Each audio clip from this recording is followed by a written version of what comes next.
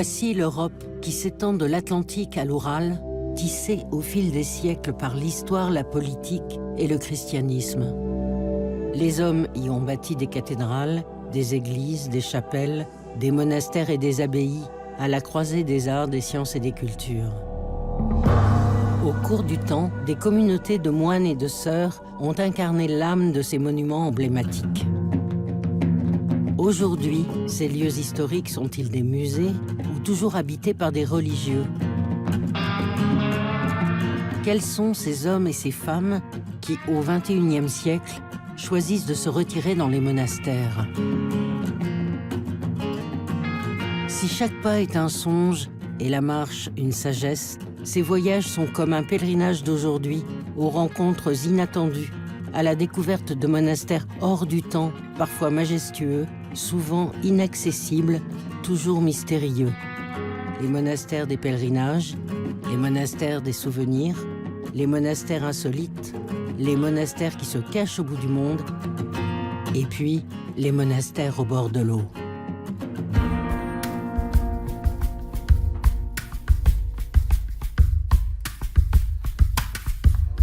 De l'Irlande à la Russie, de la Grèce à la Pologne, des communautés de frères et de sœurs catholiques et orthodoxes nous ont ouvert leur intimité, parfois le secret de leurs cellules et en écho de leurs chants, partagé en confidence leur spiritualité en témoignant de l'invisible.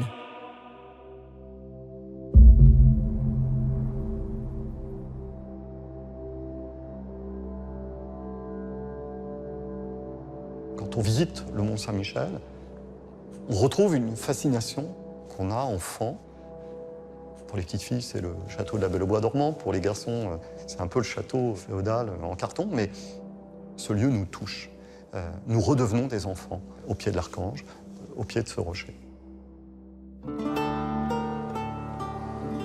L'histoire du Mont Saint-Michel commence par un songe, au 8e siècle, selon la tradition.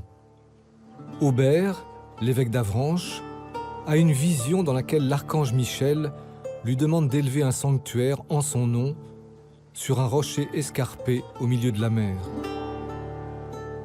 Ce n'est que la 3e nuit qu'Aubert obéit après que l'archange lui appuie le doigt sur le front.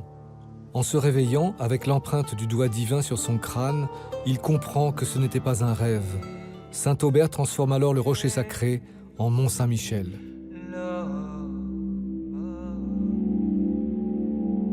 Depuis le haut Moyen-Âge, les pèlerins empruntent les chemins du paradis, les 9 itinéraires qui relient le Mont Saint-Michel à toute l'Europe et à Saint-Jacques-de-Compostelle. En traversant les prés salés, les pèlerins aperçoivent déjà sa silhouette unique. La traversée de la baie était un passage périlleux.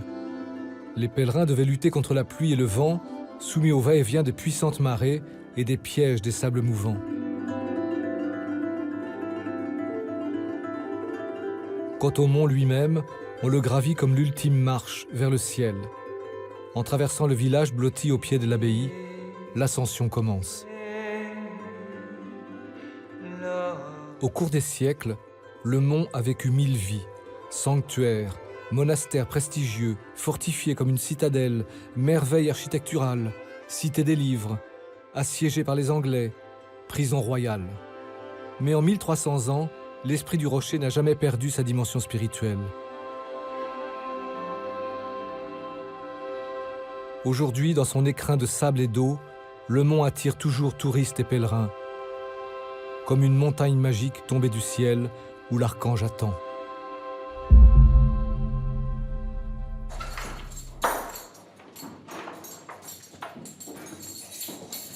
On est vraiment là, au cœur du mont, là où tout commence. On est dans ce que nous appelons l'église Notre-Dame-sous-Terre. Et cette église, qui date du Xe siècle, eh bien, en fait, c'est la partie la plus ancienne de l'abbaye. Elle a servi de fondation à la grande église romane posée par-dessus.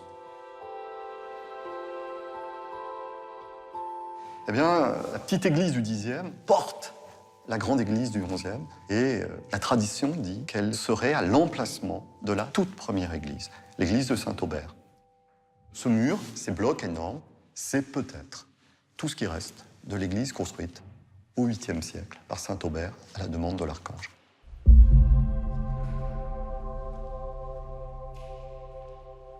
est ici au sommet du bâtiment qu'on appelle la Merveille, donc ce bâtiment à 3 étages, construit sur le côté de l'abbaye. Le dernier étage, c'est ici l'ancien réfectoire des moines, où donc les moines prenaient leur repas. Alors, étant donné l'acoustique particulière de la pièce et du fait que les moines étaient nombreux, il faut en même temps pouvoir entendre la lecture. Et la technique qui avait été trouvée, c'est de lire recto tono, sur un seul ton, toutes les phrases, presque en les chantant, en les cantilant, pour que le son ne baisse jamais, que le son soit continu, et que peu importe où on est dans la pièce, on va entendre ce qui se dit. Voilà.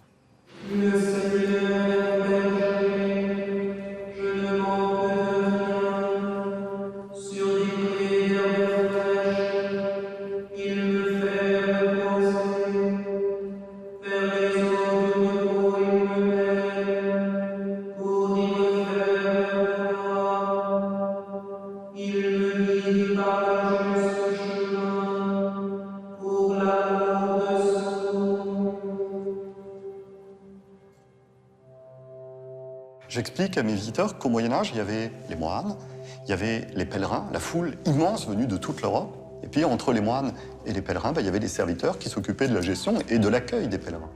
Et aujourd'hui, c'est un peu la même chose. Il y a les religieux, ils sont 12, les frères, les sœurs. Il y a 1 300 000 visiteurs pour l'abbaye. Et puis, il y a les 40, 60 fonctionnaires qui travaillent à l'abbaye. Et nous sommes, en quelque sorte, les intercesseurs, les intermédiaires entre les frères et les visiteurs, comme nous sommes les intercesseurs entre la foule des touristes et ce monument.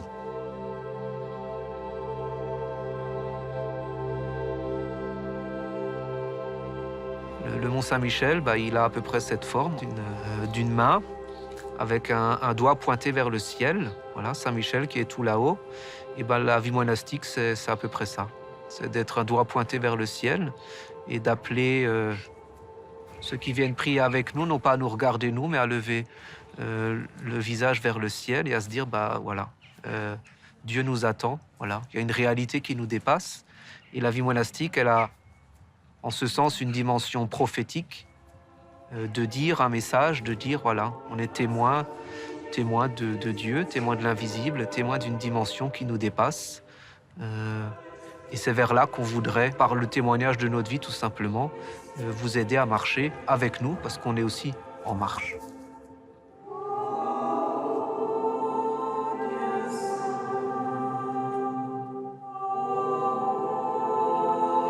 Prenons la suite des moines bénédictins. Les fraternités monastiques de Jérusalem vivent sur le Mont Saint-Michel depuis 2001. Une congrégation créée en 1975 par le père Pierre-Marie Delfieux, qui était l'aumônier de la Sorbonne et moine à Saint-Gervais, à Paris. Les fraternités monastiques de Jérusalem ont pour vocation de créer dans le désert des villes et au cœur des foules des oasis de prière, de silence et de paix. Ils sont aussi présents en Belgique, au Canada, en Italie, en Allemagne et en Pologne. Une des particularités des fraternités, c'est de fonder dans un même lieu, quand c'est possible, une communauté de sœurs et une communauté de frères qui vivent en parallèle, chacun sa propre vie, mais qui prient ensemble dans un même lieu.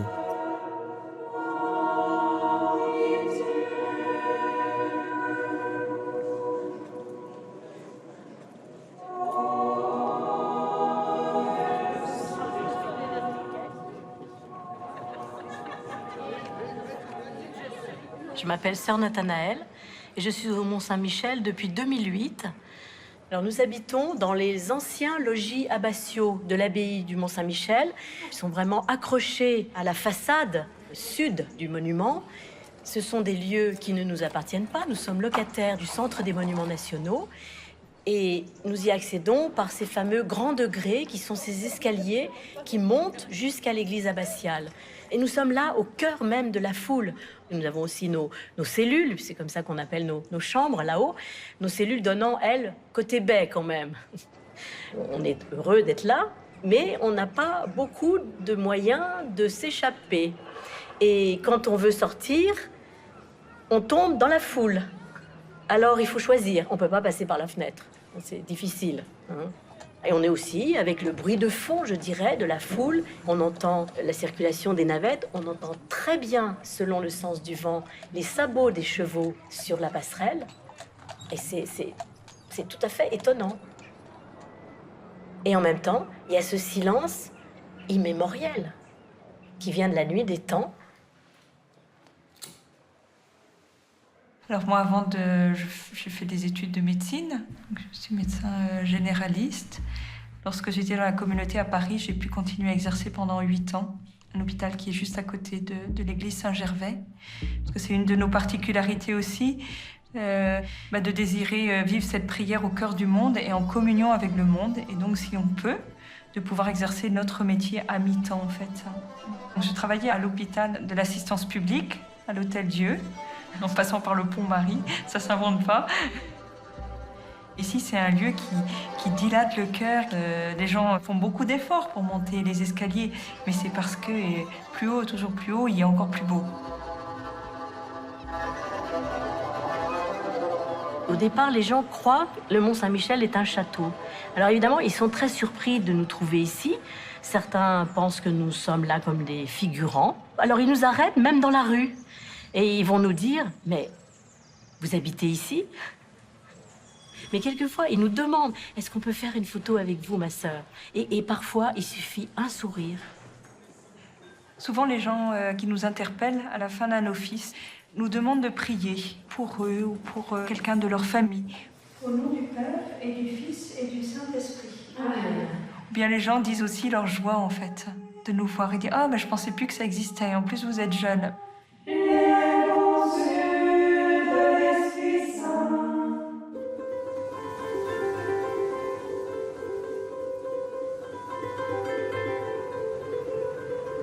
Je ne dirais pas que c'est moi qui ai touché Dieu, mais que c'est lui qui m'a touché.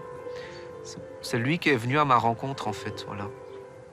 Et je dis souvent dans ma prière au Seigneur, voilà, moi j'ai 2 frères qui ne sont pas croyants, ou en tout cas qui ne pratiquent pas.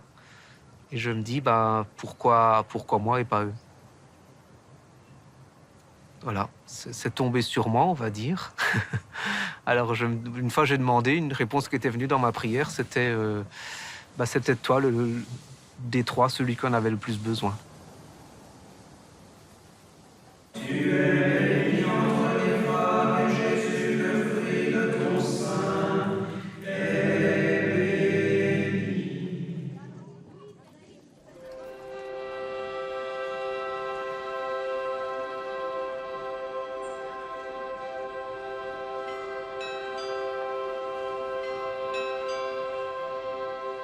Il y a un lieu dans le Mont qui est très important, et c'est pas l'abbaye, c'est la petite église Saint-Pierre.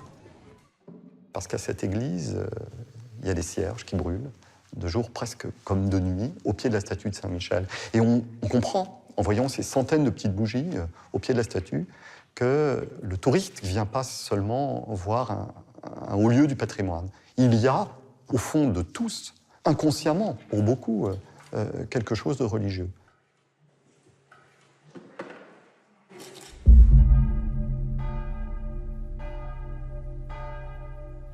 La vie du moine ici sur le mont, elle est un peu écartelante entre la grande solitude et les très grandes foules. Mais je pense que si au fond de soi on a trouvé son unité avec Dieu, tout ce qui est mouvant autour de nous, ça peut bouger. Mais voilà, il y a quelque chose de solide qui est enraciné et qui permet à l'être de grandir et de se développer. Que pour ça, le Mont Saint-Michel est très représentatif. C'est un rocher au milieu de la mer. Autour du rocher, il y a tout qui bouge. Mais le rocher, il est là, stable, en fait. Et je crois que c'est une belle figure de la vie spirituelle, de la vie d'un homme dans ce monde, voilà.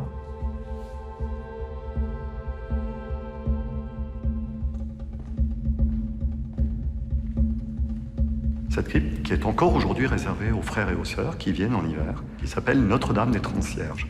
Elle a une particularité exceptionnelle, c'est le rocher. Les bâtisseurs qui ont construit cette crypte ont respecté le rocher, l'ont théâtralisé. Ils auraient pu le faire sauter, c'eût été plus simple. Non, il est consacré par l'archange lui-même. C'est une relique.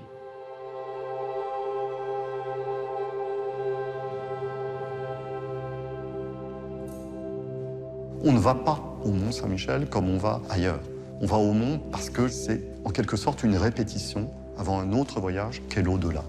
Mais pour accéder à la vie éternelle, il faut aussi mourir. Et c'est toute l'ambiguïté de l'archange. Il est le peseur des âmes.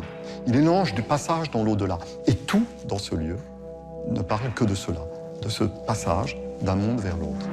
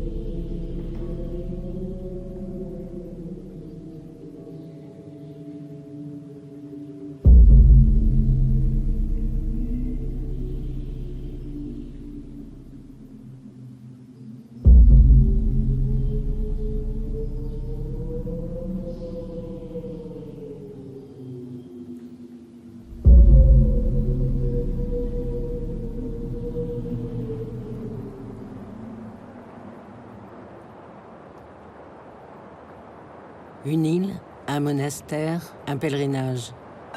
Sur le lac de Chiemsee, surnommé la mer bavaroise, l'île des Dames, célèbre pour sa douceur de vivre, est habitée par des pêcheurs et un monastère de sœurs bénédictines. Fondé en 782, le grand couvent de Frauenwörth est un des plus anciens d'Allemagne. Sa silhouette flottant sur l'eau, avec le dôme de son campanile exceptionnel comme emblème. Riche d'une histoire de plus de 12 siècles, le monastère est célèbre pour sa première abbesse, l'arrière-petite-fille de Charlemagne, devenue sainte, Irmengarde, la bien-aimée. 1230 ans de pèlerinage, des milliers de pèlerins accostent sur l'île pour l'honorer et couvrir les murs de la cathédrale d'Ex-Voto en témoignage de leur reconnaissance et de leur piété.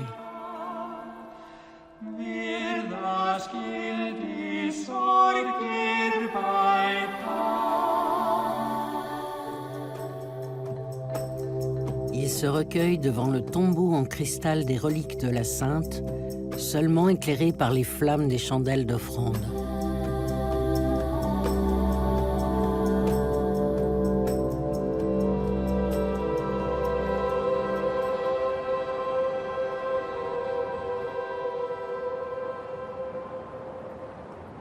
Écossaise d'origine, Sœur Scholastica nous invite dans l'intimité de ce monastère intemporel.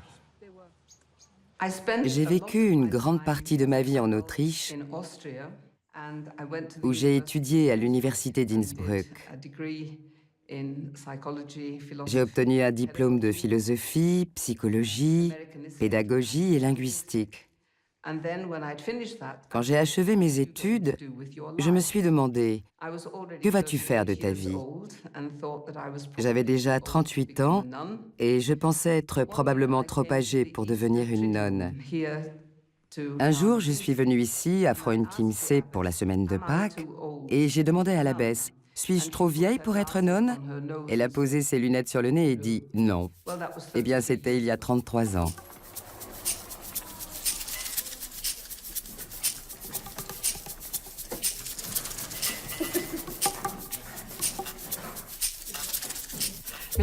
Je m'appelle Elina Simko. Je viens de Kiev, en Ukraine, et je suis l'assistante de Sœur Scholastica. Je fais un master de tourisme international en Pologne.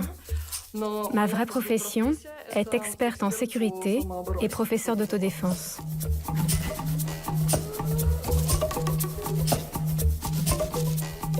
Je voudrais être une sorte de station d'essence. Je sais que les gens qui sont dans le monde ont besoin d'un endroit pour refaire le plein, pour continuer leur chemin dans la vie. Et je voulais être là où les gens pouvaient venir pour se régénérer. Et quel plus bel endroit pour le faire que ce monastère.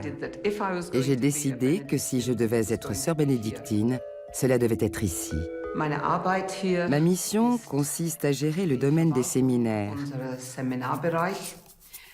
C'est une tâche relativement importante, car nous organisons 600 séminaires par an, ce qui comprend à peu près 20 000 nuitées.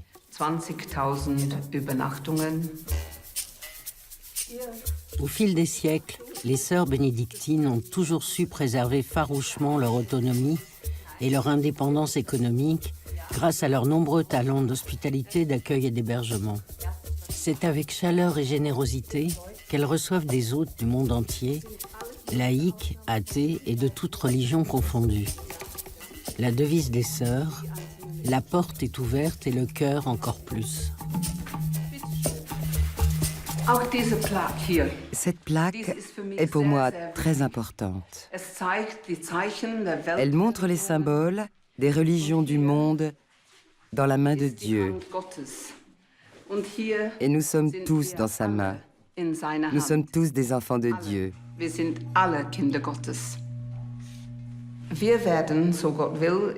En novembre, si Dieu le veut, nous allons organiser un séminaire avec de jeunes juifs, musulmans et chrétiens qui vont parler de leur vie et de leur rapport à leur religion. Il ne s'agit pas d'évangéliser ou de convertir. Nous souhaitons échanger afin que nous puissions nous comprendre mutuellement. Notre règle de vie, celle de Saint Benoît, commence avec un seul mot, c'est « écoute ». Il ne s'agit pas de discuter ou d'argumenter, mais d'écouter, d'être silencieux et d'écouter. Il s'agit de préserver notre futur commun et nous devons travailler avec les jeunes car ils sont l'avenir.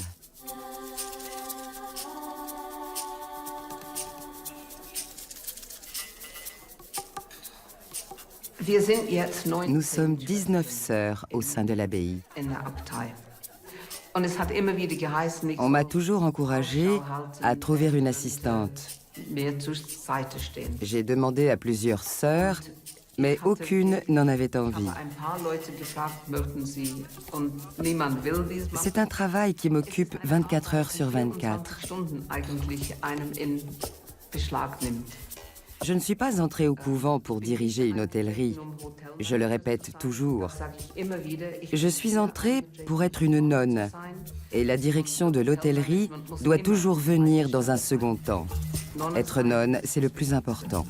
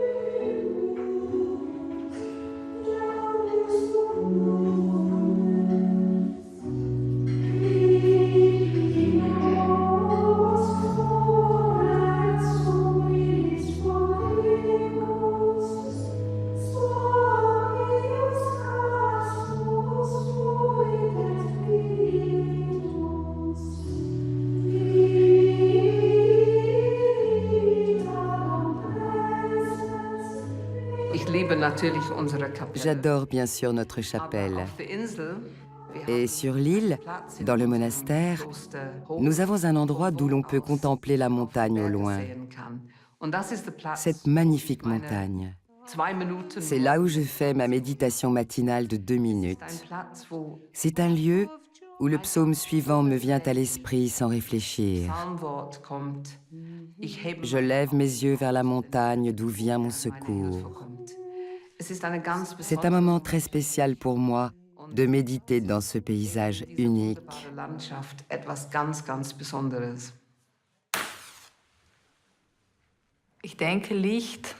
Je pense que la lumière épanouit toujours.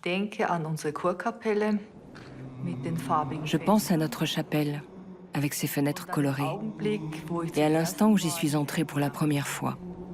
Mon âme s'est épanouie. Et chaque lumière me rappelle ce moment. Mon âme a reçu des ailes. Avant, l'espace était très sombre pour moi.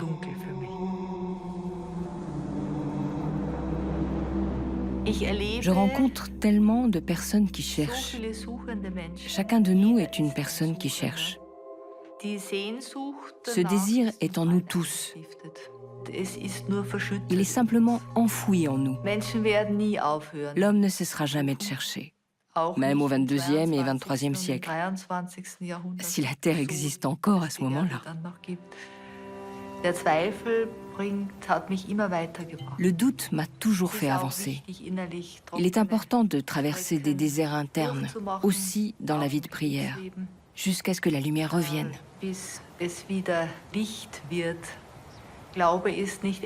La foi n'est pas quelque chose qu'on met dans sa poche de pantalon.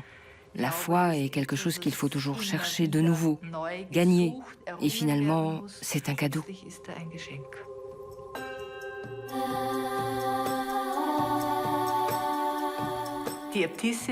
L'abbesse doit servir l'individualité de chacune des autres sœurs.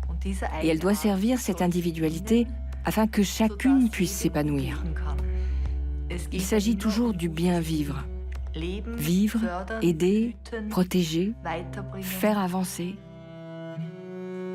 être une amie de la vie.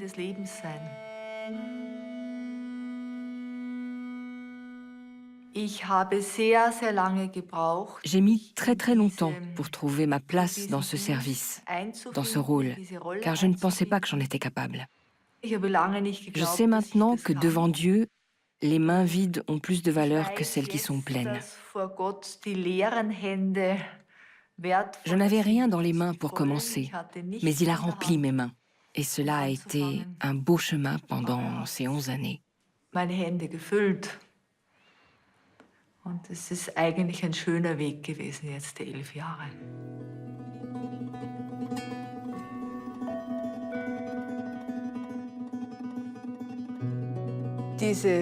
Ces portraits montrent notre tradition de prière en continuité depuis le 9e siècle jusqu'au 21e siècle, sans interruption.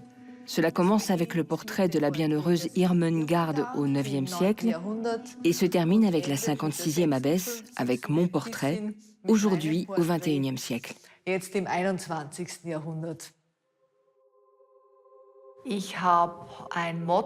J'ai une devise issue d'un poème de Hilde Domine. Une devise pour mon service en tant qu'abbesse. Ce n'est qu'une phrase.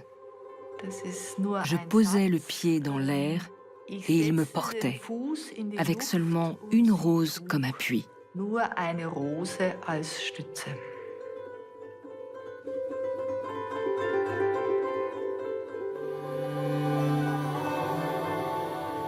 Der Mond ist aufgegangen, die goldenen Sternlein prangen, am Himmel still und klar.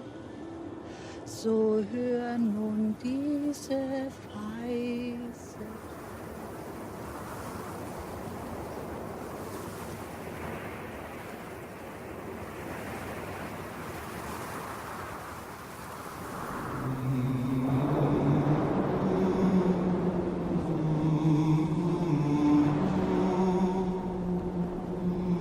Le Le mont Athos se situe au nord de la Grèce. C'est une république monastique constituée de 20 monastères orthodoxes qui jouit d'une réelle autonomie par rapport à l'État grec.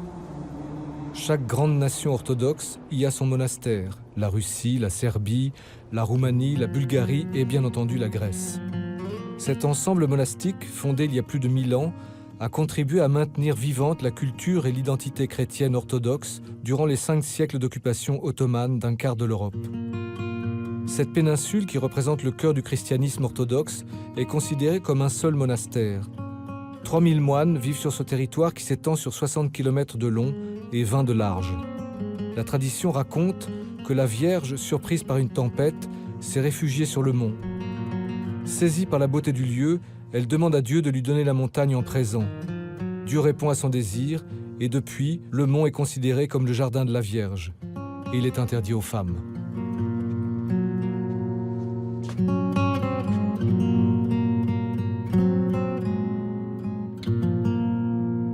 Simonos Petras est un monastère grec bâti au XIIIe siècle. Le père Macaire, historien, nous en fait découvrir les trésors.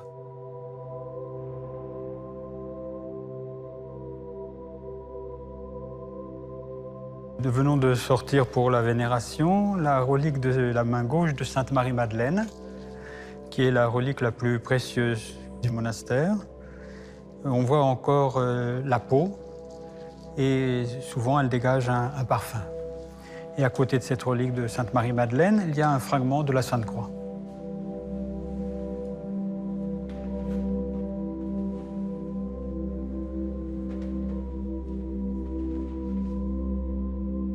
Chaque année, le mont Athos aujourd'hui reçoit à peu près 500 000 pèlerins. Et la plupart d'entre eux viennent précisément pour vénérer les reliques des monastères, qui sont des milliers de reliques qui ont été accumulées au cours des siècles dans les monastères du mont Athos.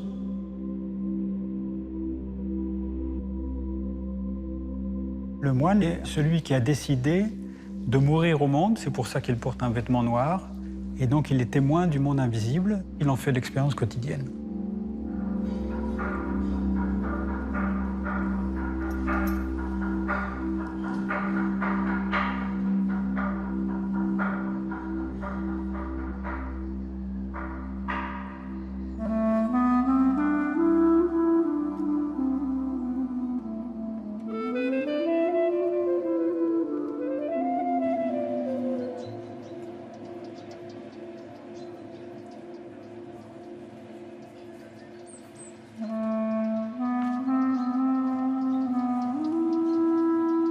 Un monastère, ça sert à rien.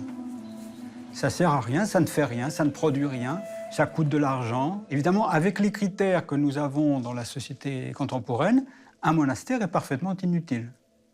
Mais justement, il est un témoignage d'autres valeurs, d'une autre raison d'exister. La charité, la fraternité, la véritable égalité, le véritable désintéressement. Toutes ces valeurs qui sont difficiles à trouver dans le monde.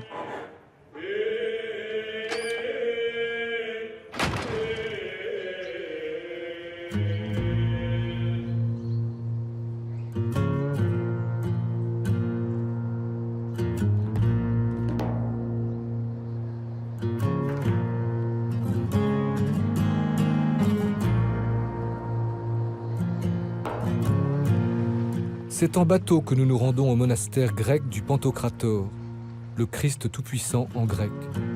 Il a été fondé au XIVe siècle.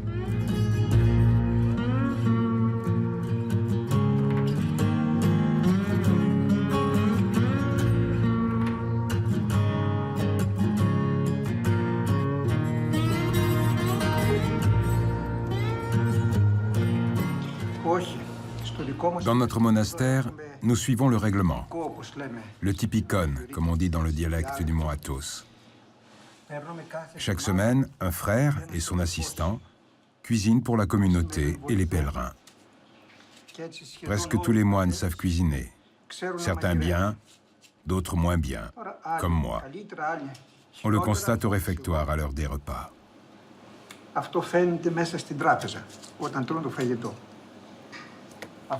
Lors de ma première visite au mont Athos, j'ai trouvé ma chambre propre, soignée. Il faisait très froid et le poêle à bois était allumé. Cela m'a beaucoup touché. Je me suis demandé, mais qui suis-je, moi, pour qu'on me soigne ainsi? Et cela m'a ému. Depuis, moi aussi, je prépare les chambres des nouveaux venus.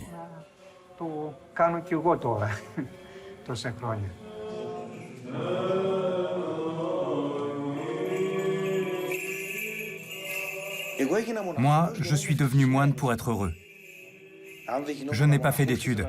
Si je n'étais pas devenu moine, j'aurais voulu être pilote de chasse. Je suis venu à 15 ans au Mont Athos pour devenir moine. Mais ce n'était pas la première fois que je m'y rendais. La première fois que j'ai visité le Mont Athos, j'avais 7 ou 8 ans. En ce temps-là, le Mont Athos était vraiment un lieu isolé, un désert, un monde à part.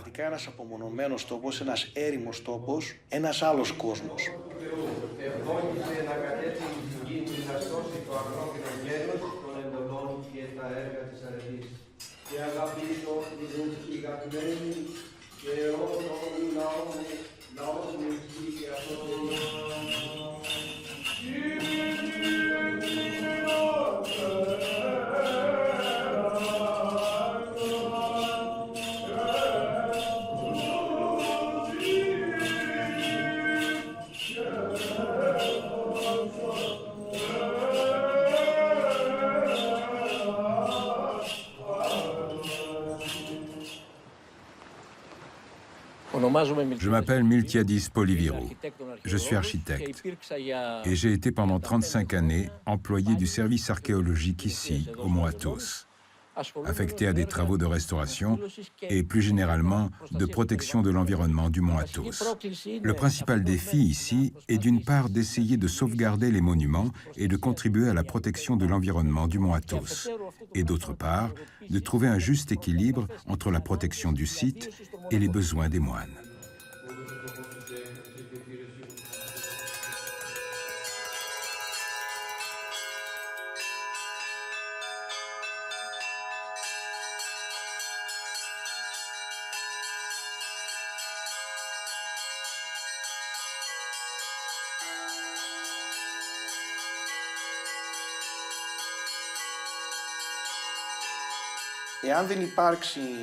Si l'homme ne fait pas silence dans son cœur, il ne pourra jamais entendre Dieu. La plupart des gens pensent que le paradis est un état statique. Or, il n'y a rien de plus saisissant et dynamique que la communion avec Dieu. Le Mont Athos a une autre dimension très spéciale. Ici, l'amour de Dieu peut transformer la réalité.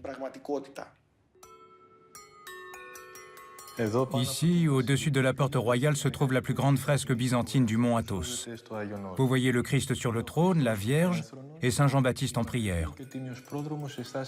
Les figures du Christ, de la Vierge et de Saint Jean-Baptiste n'ont jamais été repeintes. Elles remontent au XIVe siècle. Les vêtements, par contre, ont été repeints au XVIIIe siècle.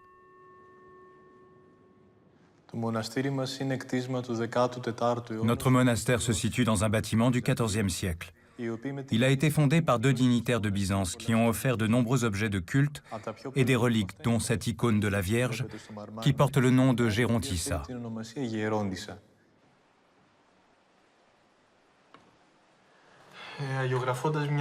En peignant une icône dans un monastère, on ne pratique pas simplement un art. Peindre une icône, c'est surtout prier. Je suis arrivé au Mont Athos il y a une vingtaine d'années, et c'est environ à cette époque-là que j'ai commencé à peindre des icônes. Le Mont Athos est le seul lieu où je peux trouver la sérénité à laquelle mon âme aspire.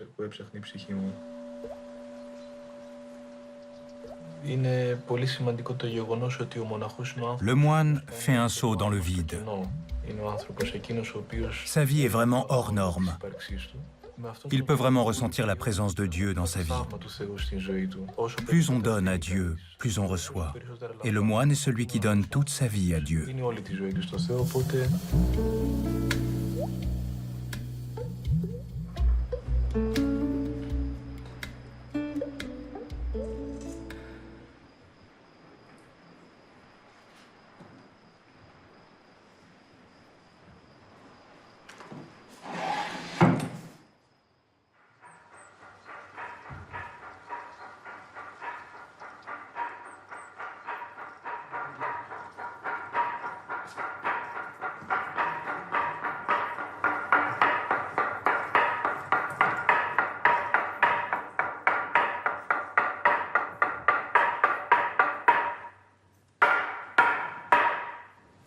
Le mont Athos est l'unique endroit au monde où aucun être humain n'est né depuis 1000 ans.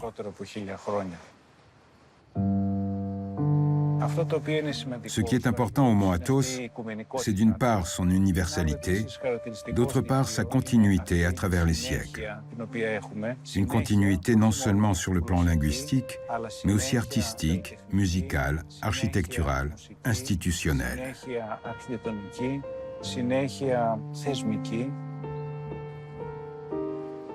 La question cruciale que se posent aujourd'hui les gens, qui sommes-nous? Qui je suis? Où je vais et qu'est-ce que je fais? Le mont Athos apporte une réponse à ces questions.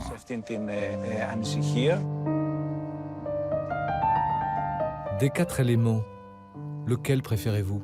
L'air. Je préfère l'air.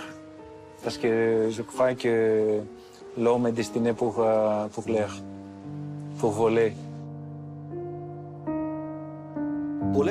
Souvent, on compare l'Église à un navire qui vogue sur l'océan de la vie. Si on se demande à quelle partie du navire correspond la vie monastique, on constatera que les monastères en sont la boussole.